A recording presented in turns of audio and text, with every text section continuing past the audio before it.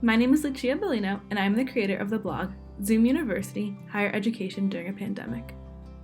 I am also a senior at Rutgers University in New Brunswick, New Jersey. Since mid-March, my classes have been entirely remote, and they will be again next semester.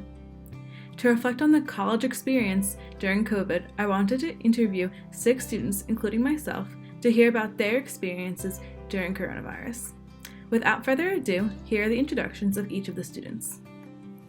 Hi, my name is Esther. I'm a student at Rutgers University, and for the past couple of semesters, all my classes have been online. Hello, my name is Sarah, and I am a senior at American University in DC, and all my classes are online this semester and will be online next semester too, but I am in DC. Hi, my name is Nate Freed, and I'm a student at Bucknell University. My classes were hybrid, both in person and online this fall as well as last spring. Hi, my name is Kayla, and I go to school in Florida at the University of Tampa. In the spring, halfway through the semester, our classes moved to fully remote and we were encouraged to go home. In the fall, we were welcomed back to campus and our classes were both virtual and in person. Hi, my name is Ren Amitai, and I'm a student at Rutgers University, and for the past 2 semesters, my classes have been fully remote. I then asked each student to describe this year in one word and explain why they chose that word. If I had to describe the past year in one word, I would choose frustrating.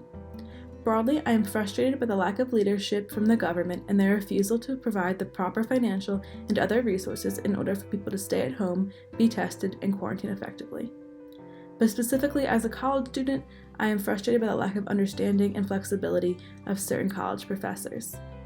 In the spring, I felt like there was some understanding that we were in a profusely stressful and unprecedented time. But I think that has been dismissed this fall semester. I think that I am being assigned extra work or asked to go to additional meetings or put in more time and effort into school because we're trying to compensate for this online format. I am also frustrated because I feel like half of my college experience will have been completed from my apartment without getting to make new friends or participate in any of the other social aspects of college. And if I had to describe this year in a word, I would say untethered or disconnected, just because, for obvious reasons, but also just I feel like my sense of the passage of time and the outside world has just totally been completely discombobulated. And one word I would use to describe this experience is monotonous, because everything is hard. Everything's hard. The smallest tasks just take up the most energy, and there's no reward to anything. So it's awesome. And an indicative example of this is this morning, I had a paper due for my ethics class, and it was due at 8 a.m. and I created the document at 11 p.m. last night. And I did it, but after I hit submit, I said,